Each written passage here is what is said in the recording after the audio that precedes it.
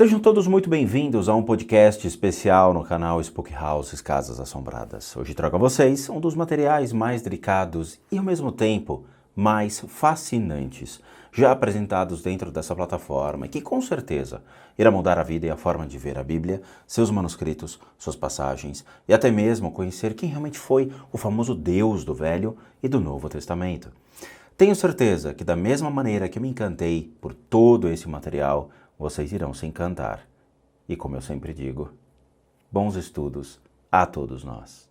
A partir do final do verão de 1888 até 1905, a Universidade da Pensilvânia realizou uma série de 5 escavações nas ruínas da grande biblioteca de Nippur, a antiga cidade-santuário de Enlil, localizada a cerca de 48 quilômetros a oeste da Babilônia.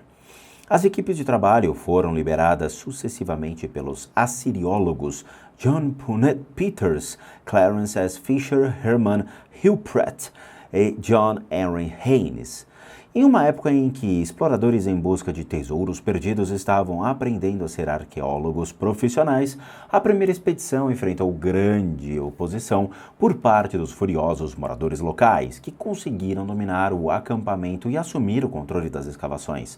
John Peters foi obrigado a abandonar o sítio, mas não sem antes ter despachado 40 mil antigas tábuas e fragmentos encontrados na coleção da biblioteca do rei Naram Shuen. Um magnífico palácio e enorme biblioteca do rei foram destruídos durante a invasão dos Elemitas, sob o comando de Kurdur Nakundi, em 2285 anos antes de Cristo, e nunca foram reconstruídos. Mais de 4.000 anos depois, o relatório anual de 1901-1902 do Museu da Universidade da Pensilvânia confirmou preciosas inscrições em pedra que datavam da época dos primeiros governantes da Babilônia foram resgatadas, além de objetos de ouro, prata e bronze, selos e cilindros, imagens de deuses e objetos ilustrativos do dia a dia do povo. A escrita cuneiforme era um grande mistério para os linguistas daquela época. Entretanto, colegas de John Peters de Istambul informaram-no sobre uma rocha no Irã gravada com um texto em persa antigo, a qual aparentemente vinha acompanhada de uma cópia em cuneiforme. Com base nesses textos comparativos, determinou-se que o código escrito sumério estava decifrado e, em grande medida, realmente estava. Todavia, na Pensilvânia, os resultados tradutórios ainda estavam sujeitos a interpretações e estas sujeitas aos preceitos religiosos dos envolvidos. John Peters, apesar de ter se tornado um pioneiro no campo da arqueologia, fora a princípio professor da linguagem bíblica da Escola Episcopal Protestante Divinity School. Clarence Fisher era um estudioso da Bíblia, Herman, um teólogo especializado em religiões asiáticas, e George Barton, o colega linguista, era professor de literatura bíblica da faculdade de Bryn Mawr College, uma fundação cristã. Cada um deles, portanto, acrescentou seu próprio viés interpretativo ao processo tradutório, com base na ideia equivocada de que escritos antigos são necessariamente religiosos. Nesse contexto, descobrimos agora uma falha na afirmação do início desse capítulo, ou seja, a de que os Ananaxes foram os primeiros seres a serem documentados como deuses. Na realidade, não foram, pelo menos não de acordo com os sumérios. O termo deuses, de acordo com a compreensão ocidental comum, ele foi usado como um expediente nas primeiras traduções para definir personagens que, de forma incompreensível para os teólogos das universidades, foram venerados historicamente além dos limites de qualquer padrão habitual. Isso posto, as traduções da escrita cuneiforme seguiram o mesmo curso ao longo do século XX e, por questões arraigadas, continuam pelo mesmo caminho até hoje. Na prática, entretanto, e como confirmado no léxico sumério, o termo Dingir, comumente traduzido como Deus, deveria, em todas as ocorrências, ser traduzido por um termo mais comum como Grande Senhor e Nin-Dingir como a Grande Senhora. Uma série particular e intrigante de 9 tábuas e cilindros gravados resgatadas por John Hayes em 1888 trazia uma coleção de textos relacionados a Enlil, de cerca de 2.800 anos antes de Cristo. Junto a muitos outros objetos trazidos de Nippur, essa coleção ficou guardada no Museu da Universidade até ser descoberta por George Barton, que por fim a traduziu por ser publicada pela Yale University Press em 1918. Em sua introdução, Barton escreveu as dificuldades que encontrou ao lidar com uma língua até então pouco conhecida. Há pouca necessidade de acrescentar que a primeira interpretação de qualquer texto sumério monolíngue em nosso atual estágio de conhecimento da língua não é, em grande parte, definitiva. Qualquer um que tenha familiaridade com a língua sabe que todo texto apresenta diversas possibilidades de tradução e interpretação. Apesar das dificuldades tradutórias, de forma geral, os textos eram perfeitamente claros em sua representação de Enlil e dos Ananages como os primeiros senhores do cultivo e tinham referências específicas quanto ao seu importante projeto agrícola em Karsag. O cetro sagrado de Enlil formou Karsag, que provê abundância. Seu cetro protege os brotos da terra de Karsag e o jardim do Senhor. Em 1948, o Instituto Oriental da Universidade de Chicago e o Museu da Universidade da Pensilvânia se uniram para realizar 2 escavações anuais em Nippur e, a partir de 1965, a Universidade de Chicago tornou-se a única patrocinadora dessas escavações. Além disso, Samuel Noah Kramer, acadêmico do Oriental Institute, divulgara que, apesar de grande parte das escavações de Karsag estar deteriorada e praticamente ininteligível quanto das traduções de George Barton, um grande trabalho de restauração havia sido realizado desde então. Kramer também encontrara outros 9 fragmentos da tábua 9205, intitulada Enlil e Ninlil. Ao referir-se especificamente ao cilindro da criação de Karsag, de número 8383, disse: muito do que era desconhecido ou incompreendido, quando da descoberta deste está a poucos, tornando-se claro, e há boas razões para acreditar que num futuro não tão distante a maior parte do seu conteúdo estará pronta para ser traduzida. Com o grande avanço da técnica de transcrição de textos sumérios a partir de 1918, nos anos de 1970, o geólogo da exploração da Universidade de Cambridge, Christian O'Brien, encarregou-se da tradução revisada da coleção de Karsag. Após aposentar-se como diretor da International Oil Operation Companies do Irã, O'Brien foi uma figura de grande importância na descoberta no zigurate de Chogha Zanbil, em 1936, o qual foi escavado posteriormente pela Délégation Archéologique de França em 1952. Contando com o apoio de sua mulher, Barbara Joy, no projeto de Karsag, os resultados de sua exploração foram publicados em 1985 em The Genius of Phil, o livro escrito por ambos. Além da reconstrução textual, os avanços na compreensão da linguagem cuneiforme realizados em mais de 50 anos mostraram-se extremamente úteis, pois transformaram as traduções aproximadas de George Barton em seu relato pitoresco e profundo dos métodos de cultivo dos Ananages utilizados na morada agrícola de Karsag, tendo início como a chegada destes. Karsag Anki Bidaje Inrin Anni Dindiranu Anunah Intone es azul. Em Karsag, o lugar onde o céu se encontrava com a terra, desceu a Assembleia Celeste, os grandes filhos de An, os grandes sábios. Esse texto, por fim, explica uma tradução anterior de um texto similar acádio e não sumério, que afirmava que o local escolhido por Enlil para o cultivo agrícola era conhecido como Duranqui. Entretanto, em virtude da identificação positiva de Karsag, logo se tornou claro que Duranqui não era absolutamente o nome de uma região, mas sim uma palavra puramente descritiva, Dur-an-ki. Dur, que seria união, An seria céu e Ki, a terra. Duranqui, portanto, representa a união espacial e física do céu e da terra, o local onde o céu encontra a terra, tal qual Karsag é descrito. O termo Duranqui também se ajusta perfeitamente às referências bíblicas da Casa de Deus, chamada de Betel, a qual das tábuas Ras Shamra descrevem como sendo localizadas abaixo dos céus e acima da terra.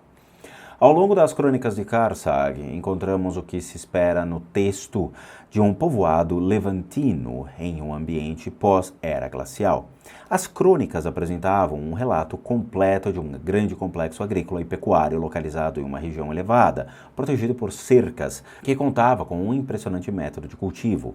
A Câmara da Assembleia, denominada Casa da Montanha, com Enlil ocupando a posição do Supremo Senhor Iluminado da Montanha, o Ilu Kurgal, exatamente como descrito biblicamente em Gênesis, El Shaddai, que seria Senhor Iluminado da Montanha, El Elyon, Senhor Iluminado das Alturas. A figura mais importante da ordem de Enlil era sua irmã e esposa Ninkarsag, especialista em biologia agrícola. Além dela, Enlil contava com seu irmão Enki, responsável pelas atividades operacionais, e seu neto Utu, que seria Shamash, responsável pelas pesquisas em escolha de locações. Nilkarsag dá o tom das crônicas em um discurso sobre o mais importante aspecto do trabalho, a irrigação. Com esse povoado virá a prosperidade, um reservatório protegido, um separador de águas deve ser formado. Há abundância de água nesse perfeito Éden. Ele deve ser irrigado por uma queda d'água. Esta água deve fluir do reservatório. Esse pronunciamento de Nilkarsag, escrito cerca de 2.250 anos antes do início do livro do Gênesis, é o mais antigo texto pré-bíblico que identifica Karsag como a região onde o Éden estava localizado. É, portanto, provável que esse mesmo relato tenha sido a fonte que gerou a percepção posterior dos israelitas do Jardim do Éden. Nilkarsag também falou sobre a construção de estradas, sobre um centro para a criação e armazenamento de grãos, além de novos métodos de controle de pragas e tratamento do solo para que fossem produzidas safras de altíssima qualidade no povoado agrícola. Em sua função de governadora do jardim, Nilkarsag era a designada Gabri Ilu, uma denominação relacionada à administração das áreas agrícolas, com a raiz do termo Gabri sendo GBR, a mesma do posterior termo latino gubernator ou governador. Assim como o termo Israelu transformou-se em Israel, que seria Israel, Gabri Ilu também foi traduzida alternativamente como Gabriel ou Gabriel. Tradução esta adotada posteriormente com o nome de um arcanjo masculino, mensageiro iluminado, na tradução bíblica. Entretanto, no sentido estrito, o gênero não era um fator considerado nas designações dos títulos em Karsag. No tocante à localização de Karsag, não é uma surpresa descobrirmos que a região era muito próxima ao lugar descrito como corte principal de El Elyon pelas tábuas Ras Shamra, do palácio de Ugarit. Como já visto, o trono de El Elyon estava localizado nas cabeceiras dos rios Oronte e Litani, que correm pelo vale de Bequá, em Canaã, ao sul do Líbano. As nascentes do rio situam-se nas planícies de Bequá, ao norte de Damasco, próximas ao antigo templo cananeu de Baalbek. Mais precisamente, a morada de Karsag, o original projeto do Éden, estava localizado no sul da bacia de Rashayá, 12 quilômetros ao norte de Monte Hermon, conhecido também como Monte das Oliveiras, na extremidade sudeste do Vale de Bequá, localizado entre os picos das Cordilheiras do Líbano e do Antilíbano. A cidade de Rashayá está situada a 37,5 quilômetros ao norte de Damasco e 52,5 quilômetros ao leste de Beirut. Embora o livro do Gênesis não especifique de forma alguma a localização geográfica do Jardim do Éden, isso não é o que acontece em termos de literatura hebraica de um modo geral.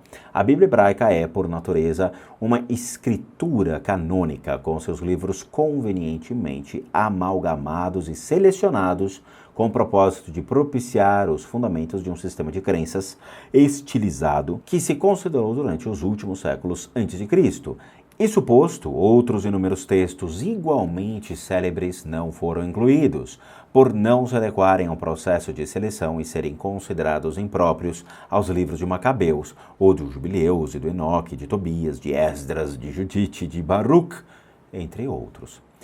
É no corpo dessas obras que um local equivalente a Karsag é encontrado no livro de Enoque. Partes desse trabalho, escritas em aramaico, foram descobertas entre os manuscritos do Mar Morto, em Quarã, na Judéia, em 1947. Conhecido como pergaminho 4Q201, a cópia do livro de Enoque foi produzida pelos ascetas Hassidim, que formaram o primeiro povoado de Qumran em cerca de 130 anos antes de Cristo. Alguns fragmentos do texto escritos em grego foram encontrados anteriormente no Cairo, em 1886. No entanto, a mais completa versão é uma tradução para o etíope descoberta na Abissínia em 1773. A data do texto original é completamente desconhecida e não há como determinar até que ponto as versões disponíveis atualmente foram romanceadas ao longo do tempo. No entanto, calcula-se que a principal fonte narrativa seja muito antiga e é creditada a Enoque, um dos primeiros descendentes de Adão. Conforme discutiremos no próximo capítulo, 2 Enoques foram citados biblicamente como descendentes de Adão, mas o relato do livro de Enoque provavelmente refere-se a Enoque Enoch, que seria o filho de Caim. Seu irmão Atom, ou Atum, era apresentado nos anais sumérios como o rei Etana de Kish, mais ou menos 3.500 anos antes de Cristo, um reino no Vale dos Rios Tigres e Eufrates, a noroeste de Ur. O livro de Enoque, conhecido como Enoch, confirma que as terras altas cultivadas dos Ananages estavam localizadas próximas ao Monte Hermon, perto do antigo povoado cananeu de Baalbek. Em referência à chegada de um contingente de ajudantes, Enoque cita: eram ao todo 200 que desceram no dias de Jarré, no cume do Monte Hermon. O nome Jarré usado na tradução dessa passagem é de fato um anacronismo. A palavra Jarré apresenta um texto etíope de Enoch. Não era um nome próprio como suposto pelo tradutor do século XIX. Era um substantivo escrito de modo incorreto, com a inicial maiúscula, o qual se referia a destino, e deveria ter sido traduzido de acordo com o texto. Essa passagem, portanto, não deveria ter sido traduzida como nos dias de Jarré, mas sim nos dias do destino. Afora isso, o relato de Enoque está totalmente de acordo com os anais sumérios de Karsag, embora destaque que o local da chegada dos trabalhadores, Elohim, tenha sido o Monte Hermon, o ponto mais alto da cordilheira do Anti-Líbano. Outros aspectos do livro de Enoque também sustentam os anais sumérios, como, por exemplo, o relato de Enoque sobre uma visita que fizera a Hashemim, o que seriam lugares altos para observar as atividades dos Ananages em sua morada agrícola.